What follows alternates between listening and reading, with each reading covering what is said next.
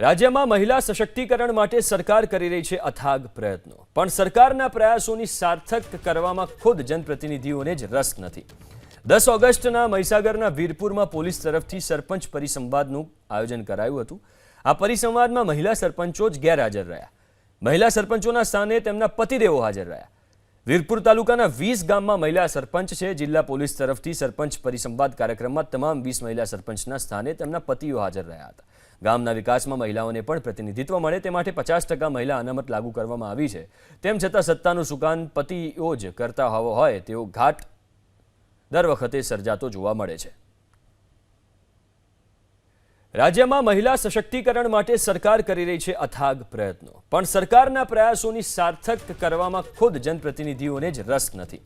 10 ઓગસ્ટના મહીસાગરના વીરપુરમાં પોલીસ તરફથી સરપંચ પરિસંવાદનું આયોજન કરાયું હતું।